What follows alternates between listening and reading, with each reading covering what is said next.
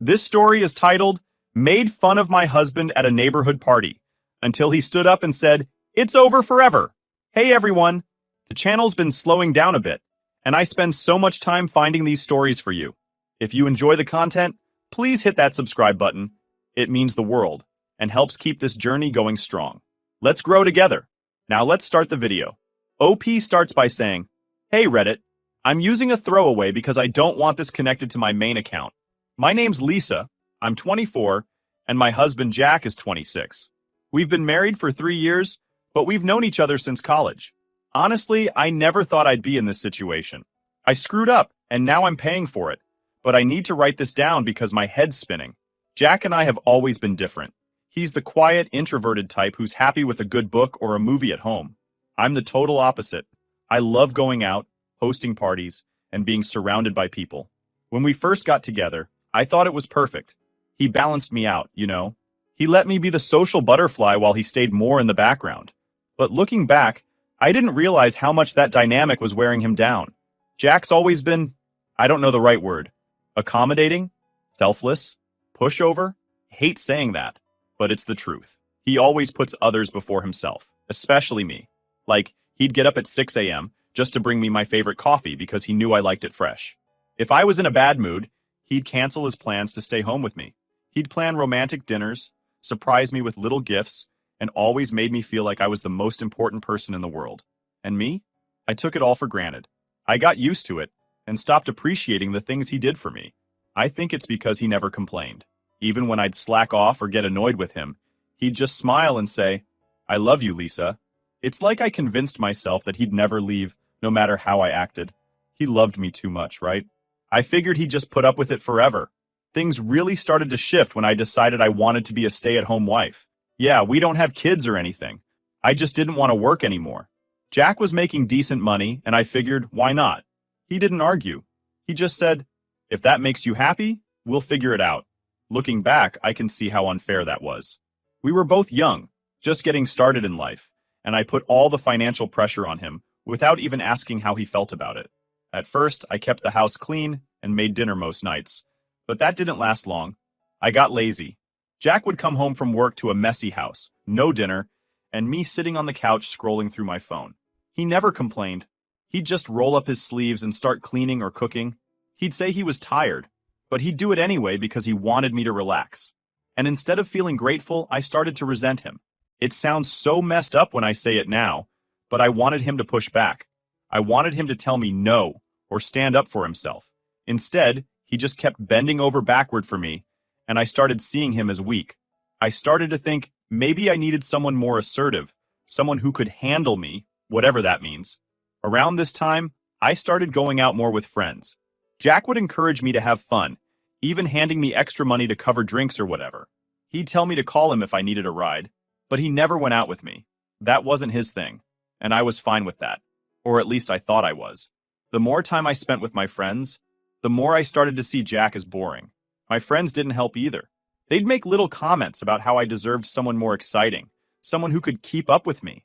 The worst part? I started to believe them. One Friday night, I went out with my friend Tina for what was supposed to be a simple girls' dinner. It turned into bar hopping and dancing until 2 a.m. Jack had given me some extra cash, saying, Have fun, babe. You deserve it. I laughed it off at the time, but now it feels so pathetic. Anyway, that night I made fun of Jack for the first time in front of my friends. We were tipsy, and I joked about how he did everything for me, how he let me be a stay-at-home wife, even though we didn't have kids. Tina and the others ate it up, laughing and calling him a pushover. In that moment, I felt powerful, important, I don't know, but it felt good to have their attention, even if it was at Jack's expense. The next morning, Jack made me breakfast like he always did after my nights out. He asked how my night was, and I gave him a vague, one-word answer. I could tell he wanted to ask more, but he didn't. He just said, I'm glad you had fun, and kissed my forehead. I should have felt guilty. I did, for about 5 minutes. But then I brushed it off. Jack was fine, right? He didn't say anything, so it must not have bothered him. That's how I justified it to myself. Over the next few weeks, I went out more often. Tina and the others became my go-to group, and Jack started to feel more like a background character in my life. He'd still try to connect with me, asking about my day, planning date nights, but I'd always make an excuse or blow him off. Our conversations got shorter, and I could feel the distance growing between us. He looked tired all the time, but I ignored it. I figured he'd get over it, just like he always did. One night, I had a group of friends over for a movie night. Jack, being the saint he is, cooked us all dinner and then went to the bedroom to give us space. We were drinking wine, and the conversation turned to relationships. Tina joked about how her boyfriend could learn a thing or two from Jack. That turned into more jokes about how perfect Jack was, and how I had him trained. Fueled by the wine and the attention, I joined in. I made fun of his quirks, how he'd do anything I asked without hesitation, and even joked that I could probably tell him to jump off a cliff, and he'd ask how high. My friends were dying laughing, and I felt like the star of the show. I didn't think twice about it until the next morning. Jack didn't say anything about it, but the way he looked at me that morning broke my heart. He didn't seem angry, just defeated. He kissed me goodbye like always, but I could see the hurt in his eyes. For the first time, I felt a pang of guilt I couldn't shake, but instead of apologizing or even acknowledging it, I buried it. I convinced myself it wasn't a big deal. Jack would forgive me like always, right? Except this time, I think I pushed him too far. Things really started falling apart when I reconnected with some old college friends who had recently moved back to our area. I hadn't seen these people in years, and catching up with them felt like a breath of fresh air.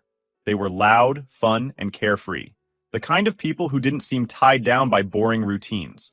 At the time, I thought I was missing out on something by staying home so much with Jack. Looking back, I see how stupid that was. The first time I went out with them, Jack was supportive like always. He handed me extra cash, told me to have fun, and even offered to pick me up if I needed a ride. I thought it was sweet, but at the same time, it made me roll my eyes. Like, why couldn't he come out and have fun with me? He always stayed home, doing his thing. I used to think it was just who he was, but being around my friends made me start comparing him to other guys who were more outgoing or exciting. It wasn't fair, but it's where my head was at. That first night out was the tipping point. We had a couple of drinks, and the conversation turned to relationships. Someone made a joke about their partner being lazy, and Tina, my closest friend in the group, turned to me and said, "Lisa, your guy's basically a housewife. Must be nice having someone who does everything for you." I should have defended Jack, but instead I laughed. I told them about how he always cooked, cleaned, and even encouraged me to stay home while he worked. Tina and the others were cracking up, saying I had Jack wrapped around my finger. One of them said, "Girl, you're living the dream. Why settle when you could have more?" I laughed along, but deep down, it planted a seed of doubt. When I got home that night, Jack had stayed up waiting for me. He asked how my night was, and I brushed him off with a quick, "It was fine." He didn't press, just smiled and said, "I'm glad you had fun." I could tell he wanted to connect, but I was too caught up in the excitement of my new social life to care. Instead of feeling grateful, I felt annoyed. Why couldn't he be more like the guys I saw at the bar? Confident, funny, and loud? Over the next few weeks, I started going out more. Every time, Jack would tell me to have fun and remind me to be safe. He'd even offer to drive me if I needed it. And every time, I'd mock him to my friends. At first, it was little jokes, like how he'd text me to make sure I was okay, or how he'd always remind me to drink water. But then it got meaner. I'd joke about how he'd let me stay home and do nothing, or how he'd never stand up to me. My friends would laugh, telling me I deserved better, and I'd soak it all up. At home, things were changing too. Jack didn't complain, but he started pulling back. He'd go straight to bed after work, saying he was tired, and we barely talked anymore. He still cooked dinner and cleaned up after me, but there was this distance between us. I should have seen it as a red flag, but instead, I got frustrated. I convinced myself that he was being passive-aggressive, that he was sulking because I was finally living my life. One night, I invited Tina and some other friends over for a movie night. Jack, being the guy he is, made dinner for everyone and even set up the living room with snacks and blankets.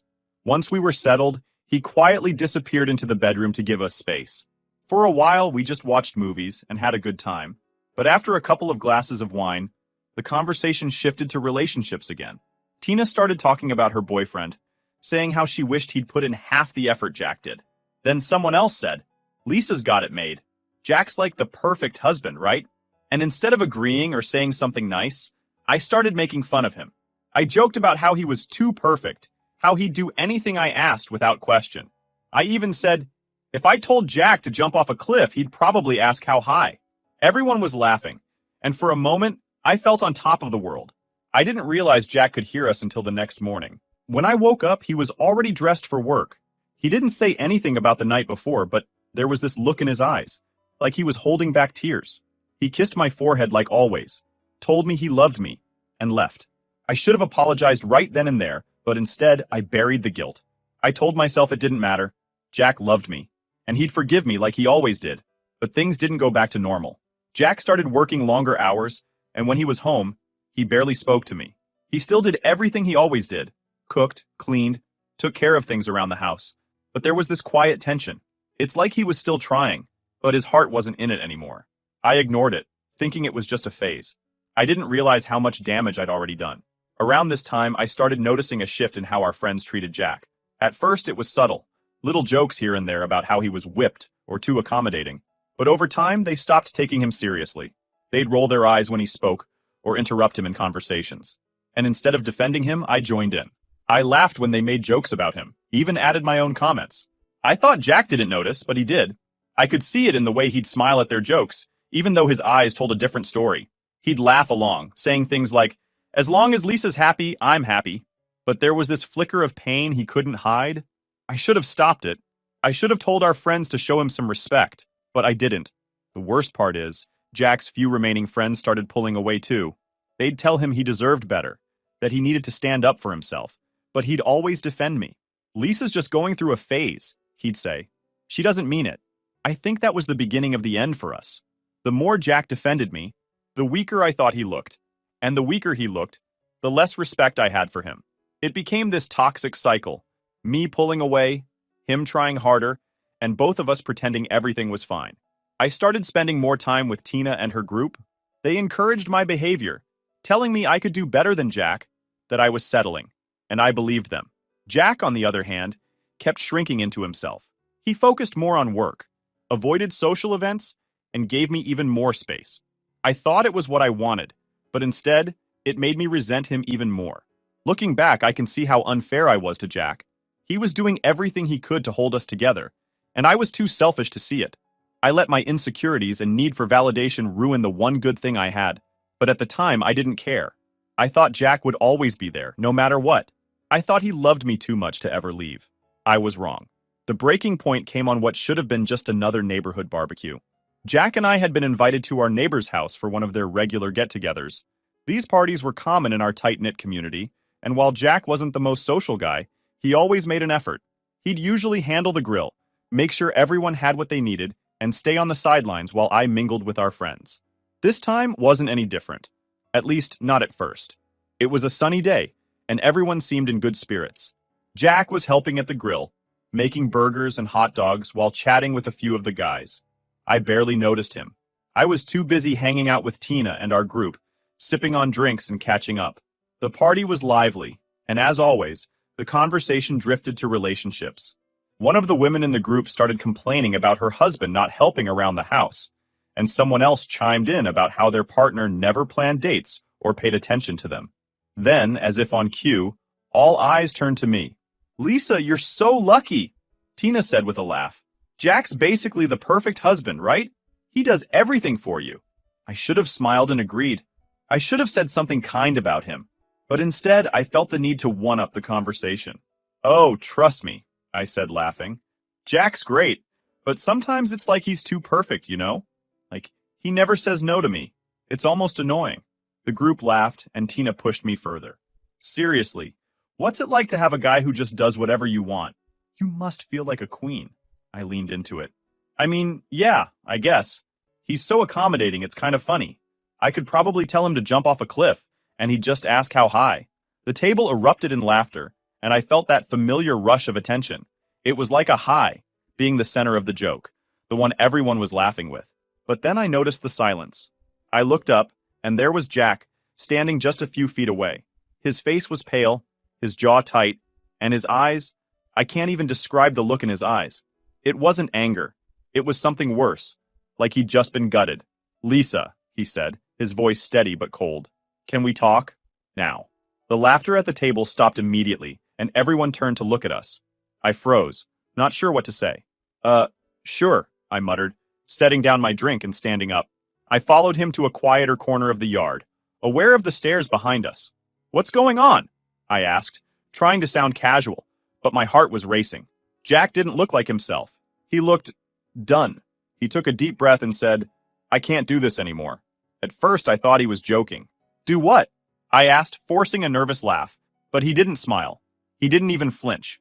I can't keep pretending everything's okay, he said, his voice breaking slightly. I've tried, Lisa. I've tried so hard to make this work, but I can't keep being the punchline of your jokes. I can't keep being disrespected by you, by your friends, by everyone. My stomach dropped. Jack, what are you talking about? It was just a joke. You're overreacting. He shook his head.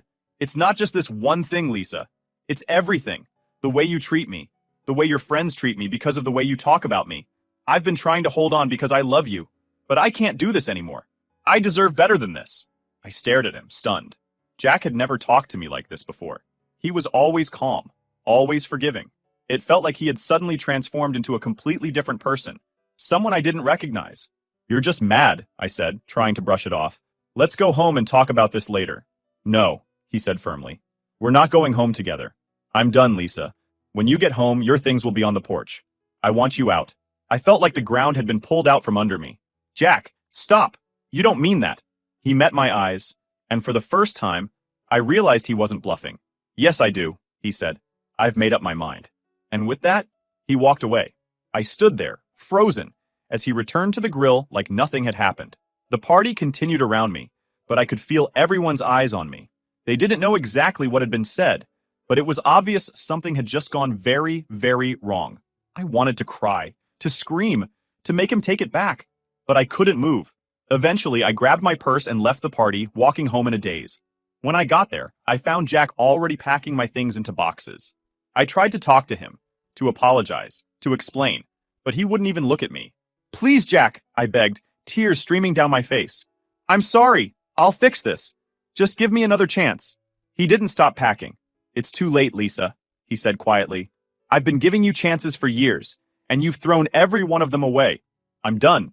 When he finished packing, he carried the boxes to the porch and set them down. Then he turned to me and said, You need to leave. If you don't, I'll call the police. I stared at him, hoping he'd change his mind, but his expression didn't budge. I had no choice but to leave. As I walked away, carrying what I could, I felt completely humiliated. I could see our neighbors peeking out of their windows, watching the drama unfold. Even Tina, who had been my closest friend, didn't say a word to me. I ended up at a park down the street, sitting on a bench and crying until my dad came to pick me up. I told him what had happened, though I left out the part about how badly I'd treated Jack. He was disappointed, but he took me back to my parents' house. And now I'm here, trying to figure out what the hell to do next.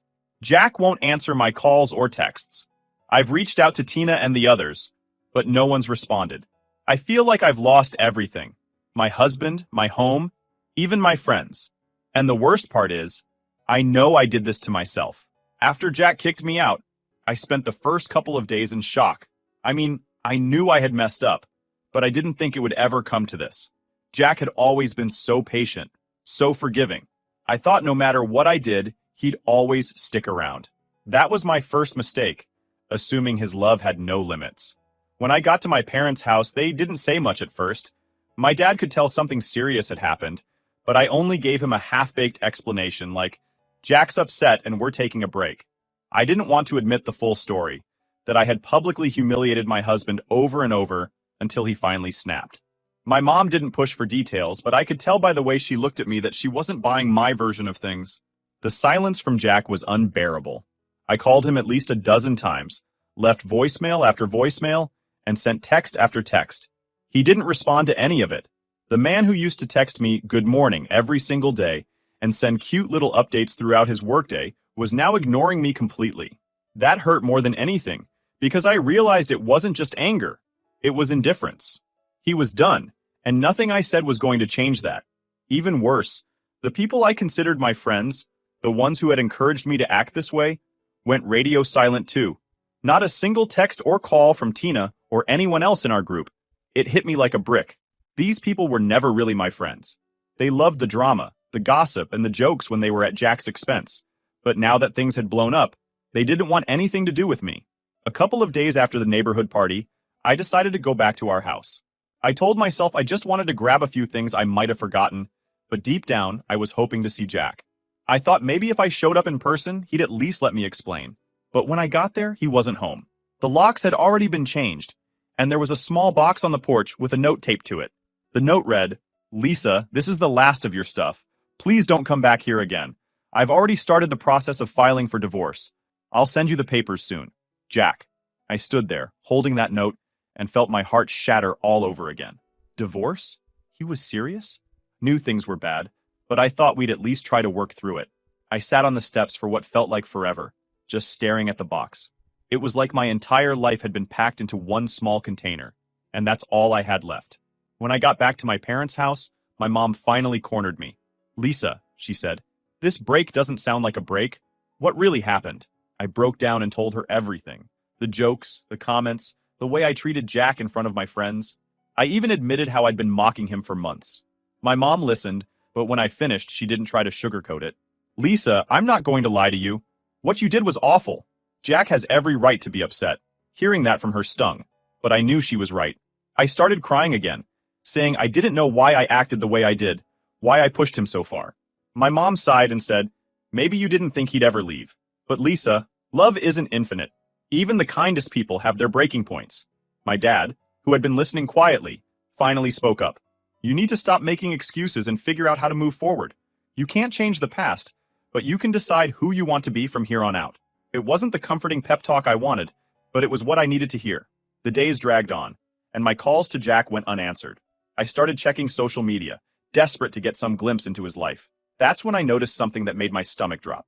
Jack looked happy. A neighbor had posted photos from the party, and there he was, smiling and laughing with people after I'd left. I hadn't seen that kind of smile from him in years. It was like a punch to the gut. While I was crying at my parents' house, Jack was moving on. I also started hearing whispers from people in the neighborhood. Apparently, word had spread about the scene at the barbecue, and everyone knew why Jack had ended things. A friend of a friend told me that some of the other wives were proud of Jack for standing up for himself. One woman even said, "It's about time he stopped letting her walk all over him." It felt like everyone was on his side. And honestly, I couldn't blame them. I was the villain in this story, and everyone knew it. One day, I ran into one of the neighbors at the grocery store. Someone I didn't know very well because Tina didn't like her. She approached me cautiously, like she wasn't sure if she should say anything. Finally, she said, "Lisa, I heard about what happened. I just wanted to say, I hope you're doing okay." I was so shocked by her kindness that I nearly started crying right there in the aisle. We ended up talking for a while, and she told me something I didn't expect. "You know," she said, "a lot of your friends have been trying to get close to Jack now that you're out of the picture. It's disgusting, honestly." Hearing that made my blood boil. These so-called friends, the ones who had encouraged me to treat Jack like dirt, were now going after him? I felt betrayed all over again. But at the same time, it just confirmed what I already knew. They were never really my friends. They were just users. The kind of people who thrive on drama and don't care who they hurt in the process. That night, I blocked Tina and everyone else from my social media. I didn't want to see or hear anything about them ever again. If Jack was smart, he'd keep his distance too. At this point, I realized I had hit rock bottom. I didn't have my husband, my home, or my friends. All I had was the mess I had made, and I had to figure out how to clean it up. For the first time in years, I thought about what Jack must have felt all those nights I ignored him, mocked him, or dismissed his efforts. It was a heavy realization, and it crushed me. I didn't know how to fix things with Jack, or even if I could, but I knew one thing for sure. I had to fix myself first. After the fallout from the neighborhood party and Jack's final decision to leave, I had no choice but to confront my reality. My husband was gone. My so-called friends had vanished, and I was back living with my parents like I was 18 again. It felt like I'd lost everything I had spent years building. But the hardest part wasn't the loss. It was the realization that I had caused it all. Jack's silence was deafening. Days turned into weeks, and he still wouldn't answer my calls or texts. I tried writing him letters, apologizing, and explaining how I wanted to change, but I couldn't even bring myself to send them. What could I say that he hadn't already heard before? Every time I picked up my phone, I imagined him seeing my name on the screen and feeling nothing but disgust. One day, the divorce papers showed up at my parents' house. My hands shook as I opened the envelope. Jack had written a simple note. "I've included everything you'll need. Please don't contact me again unless it's through a lawyer." I sat there staring at the papers, feeling the finality of it hit me. Jack wasn't angry anymore. He wasn't hurt. He was done. and there was nothing I could do to change that. I signed the papers a few days later, but it felt like I was signing away more than just our marriage. I was signing away the part of my life where I knew unconditional love, stability, and forgiveness.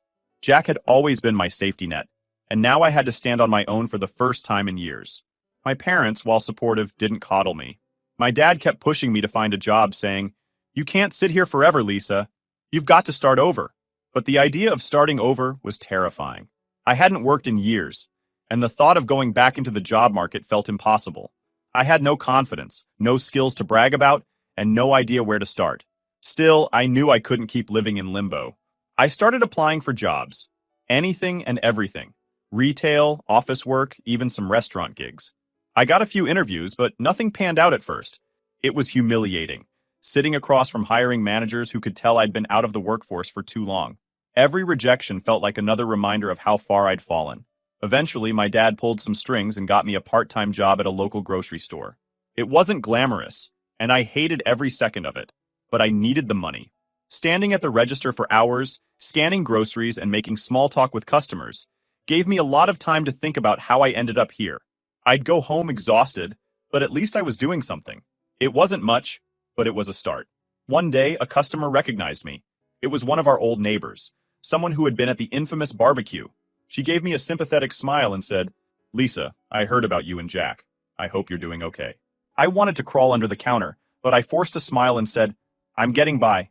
Thanks." Then she said something that stopped me cold. "Jack seems to be doing really well. I ran into him last week, and he looked happier than I've ever seen him. Happier." That word stayed with me for days. Jack was happier without me. While I was standing at a cash register trying to piece my life back together, he was out there thriving. It wasn't jealousy, it was shame. I had spent so much time tearing him down, and now that he was free from me, he was finally able to be the person he deserved to be. The neighbor mentioned something else too.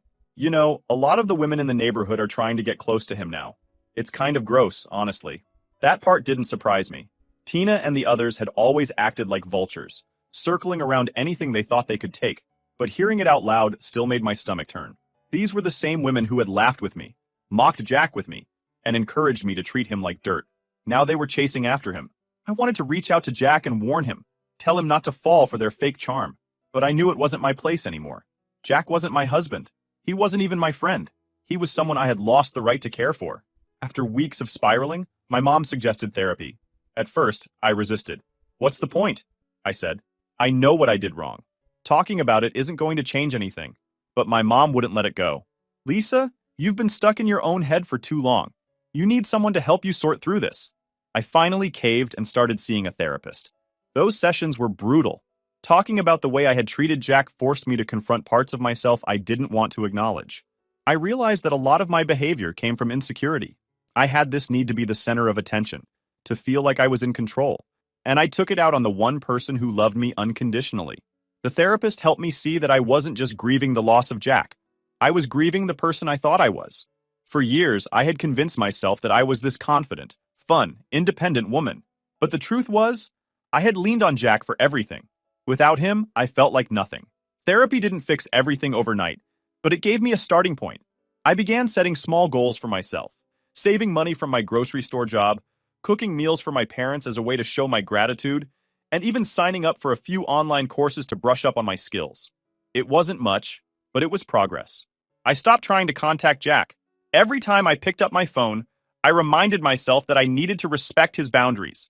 He deserved peace, and chasing after him wouldn't do either of us any good. Instead, I focused on rebuilding my life, one tiny step at a time.